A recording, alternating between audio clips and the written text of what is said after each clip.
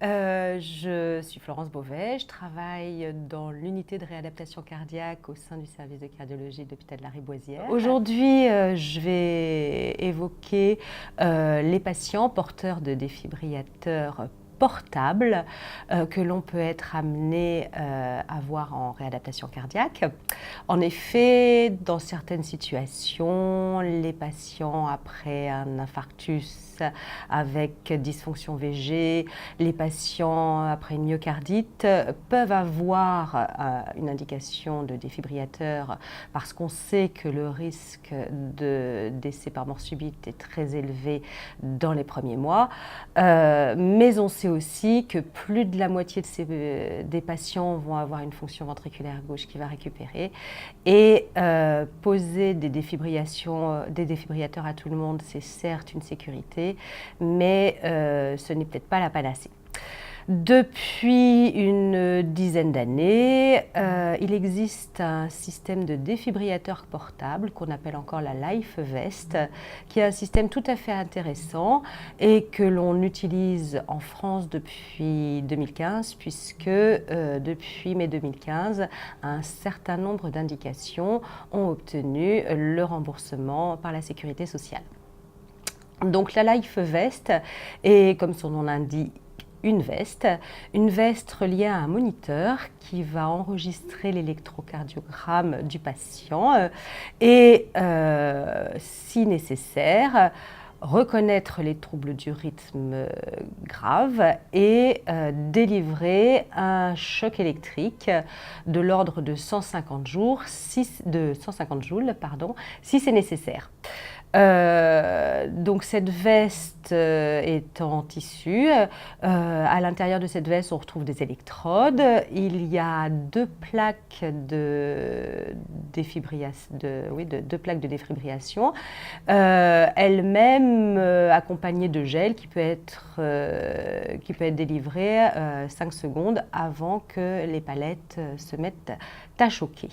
Voilà, donc c'est un outil tout à fait intéressant. Le moniteur est relié à une base et va transmettre à une base par Bluetooth toutes les informations électriques recueillies et ces informations seront envoyées de la base jusqu'à l'ordinateur des médecins qui auront prescrit cette LifeVest. Donc, est-ce qu'on a des preuves concernant l'intérêt de cette LifeVest? Alors, il y avait un certain nombre de registres observationnels qui avaient été faits, qui montraient l'intérêt de la LifeVest. Et récemment, on a eu les résultats d'une étude qui s'appelle l'étude WIRIT, qui a évalué l'intérêt du port de la LifeVest durant 3 mois chez 2000 patients. Pour la moitié des patients ayant une cardiopathie ischémique, pour une autre moitié des cardiopathies non ischémiques. Cette étude a montré que la compliance était bonne.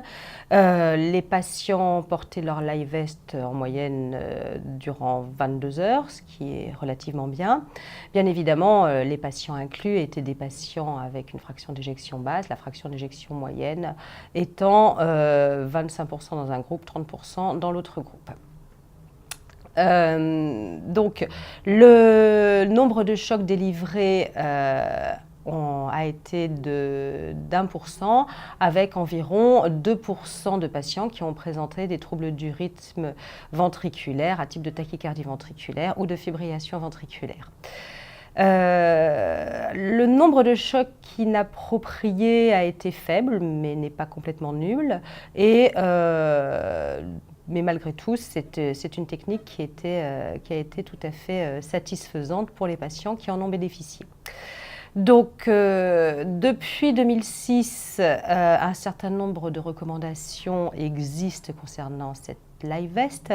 Les dernières recommandations publiées l'ont été en 2015 par l'ESC et indiquent ce défibrillateur portable, non implanté, dans un certain nombre de situations, l'infarctus durant les 40 premiers jours, en attente de transplantation cardiaque, chez les patients qui ont nécessité une explantation du défibrillateur, dans les cas de cardiomyopathie du postpartum, chez des patients qui ont présenté des myocardites aigus, et chez les patients donc, qui ont fait un infarctus avec une fraction d'éjection inférieure à 30% initialement. En France, toutes ces indications sont bientôt remboursées, sauf actuellement la myocardite aiguë et le postpartum, mais toutes les autres indications sont remboursées par la Sécurité sociale depuis mai 2015. Voilà, donc plus de 100 000 patients ont porté la LiveVest dans le monde. En 2016, 300 patients ont porté la LiveVest en France, 10 patients ont été choqués, donc visiblement une vie sur 30 a été sauvée grâce à la LiveVest, ce qui est tout à fait intéressant. Bien évidemment, on peut se poser la question du coût, qui est actuellement de 2 600 € par mois, qui donc peut être discuté, surtout par les services de réadaptation, pour lesquels la LiveVest peut être prescrite durant le séjour et qui pourrait imputer le budget du service. Donc ça, c'est une question qu'il faut se poser.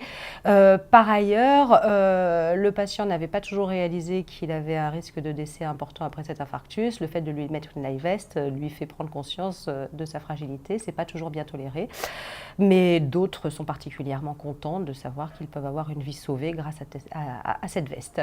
Et puis ensuite, il y a des petits problèmes d'inconfort qui peuvent être vécus par certains patients, mais ça n'est pas la majorité. Donc ça, c'est à discuter au cas par cas. Voilà, mais écoutez, je vous remercie de votre attention. Au revoir.